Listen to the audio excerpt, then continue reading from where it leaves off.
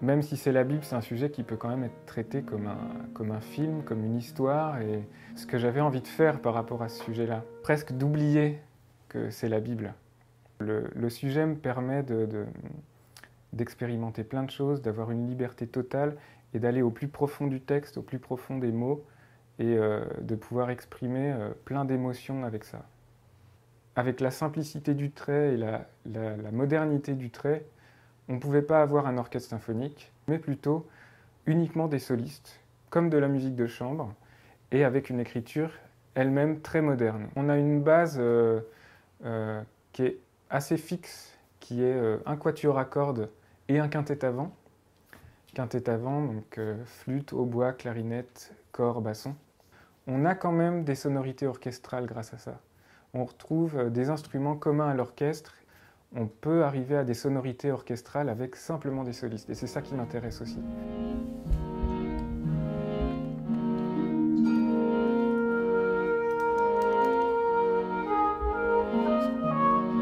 De pouvoir avoir toute une palette sonore grâce à tous ces instruments et en même temps quelque chose qui soit pas grandiloquent parce que c'est pas le propos en fait. L'électronique, ça me permet encore de rajouter des couleurs sonores que j'ai pas avec simplement les instruments acoustiques. Ça va être vraiment sur des passages sur lesquels il faut insister. C'est comme surligner en fait un petit peu certains passages de la musique.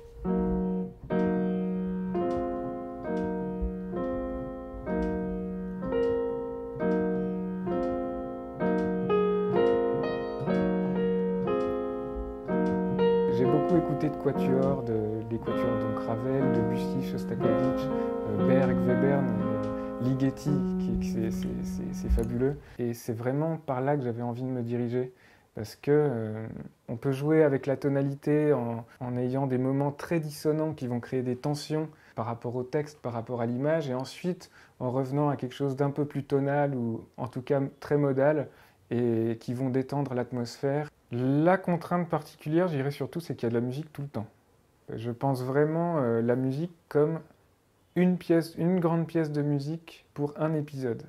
C'est pas plusieurs morceaux de musique qui vont démarrer, puis s'arrêter, puis quelques temps après, il y en a un autre qui va recommencer. Non, pas du tout.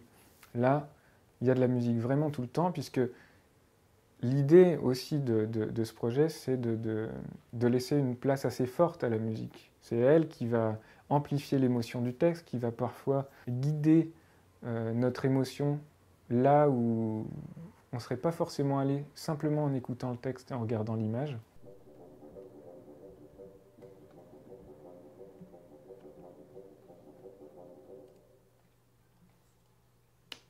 Le récit d'une folie totalitaire. Pour avoir cet effet d'un seul morceau de musique, il faut aussi gérer le rythme. Le rythme par rapport à l'image, qui est en 4 minutes assez soutenu quand même. Et il peut y avoir des changements comme ça assez rapides d'ambiance. On va rester 10 secondes sur une humeur quelconque et au bout de ces 10 secondes, on va changer et aller sur quelque chose qui représente un petit peu plus l'action. Ou... Pour composer, j'ai comme support le texte qui est très important, qui est dit par André Dussolier, et donc sa voix est très importante puisque je dois aussi me placer autour de sa voix. Donc tout ça mis ensemble, c'est ce qui va définir le rythme de la musique aussi.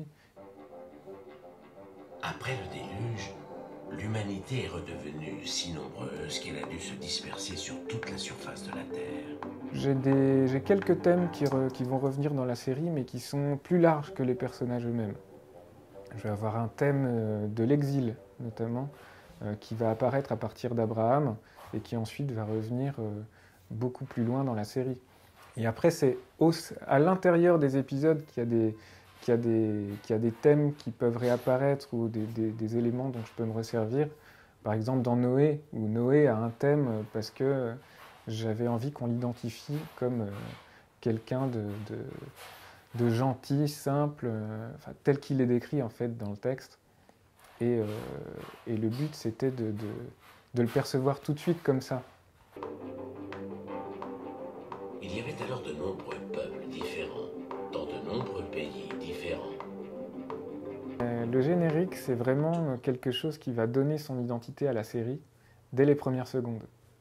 C'est-à-dire que j'ai conçu ce générique pour que dès qu'on entend les premières notes, on se dise « Tiens, c'est la Bible », tout de suite.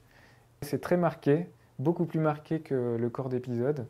Là, c'est beaucoup plus électronique dans le générique, mais c'est aussi une manière d'enfoncer le clou, je dirais, sur la modernité de cette série. Je commence par lire énormément le texte, à le découper, à voir quelles émotions j'ai envie d'exprimer avec la musique. Et comme ça me donne un espèce de canevas et qui va s'affiner ensuite une fois que j'aurai l'image devant les yeux. Une fois que j'ai l'image, je regarde aussi plusieurs fois cette image pour donc affiner le canevas, trouver le rythme et entendre aussi la voix d'André Dussolier qui est elle-même très très musicale en fait. Là, j'ai des idées qui commencent à venir. Des fois, ça peut être à un moment où je me consacre absolument pas à la composition. Ça peut être pendant que je suis en train de faire la cuisine ou pendant que je prends ma douche. Et là, j'ai une idée qui vient, je sais pas pourquoi elle vient là, mais elle est là. Et dans ces cas-là, je fais un travail de mémoire pour ne surtout pas perdre cette idée. Je note tout de suite sur du papier à musique et ensuite, une fois que je suis dans mon logiciel, je réalise cette idée.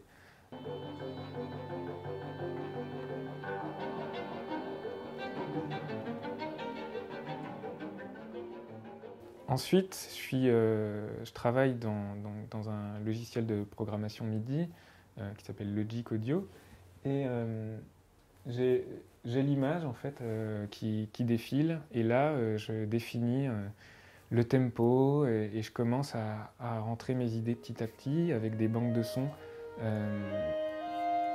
qui vont être mes instruments en fait. Donc comme je disais tout à l'heure, le quintet avant et le quatuor à cordes. Et j'évolue comme ça petit à petit. Donc des fois je vais avancer très très vite parce que ça coule de source et des fois ça va être un peu plus fastidieux parce que le rythme est moins évident. Ou il y a des choses à exprimer très particulières, donc il faut trouver les bons accords, il faut chercher au piano. Je vais rajouter de l'électronique aussi pour rendre ça encore plus moderne. Et après, une fois que l'épisode est terminé, vient l'étape de l'écriture des partitions, puisque cette musique va être enregistrée et pour ça il faut faire les partitions, les donner aux musiciens, faut répéter ensemble et ensuite on se retrouve tous en studio pour enregistrer une série d'épisodes et mixer tout ça et pour donner tout ça à la post-prod son. Après le déluge, l'humanité est redevenue si nombreuse qu'elle a dû se disperser sur toute la surface de la Terre. Tout me plaît, j'adore concevoir, j'adore voir comment la musique influe sur l'image et sur la perception de l'image. Ce qui me plaît le plus vraiment, c'est les instants un peu de magie, je dirais, où on va faire une musique et on se rend compte que ça marche parfaitement avec l'image. Après avoir fait un épisode, je peux le regarder plusieurs fois, peut-être juste un passage en particulier, parce que je trouve ça super bien, quoi.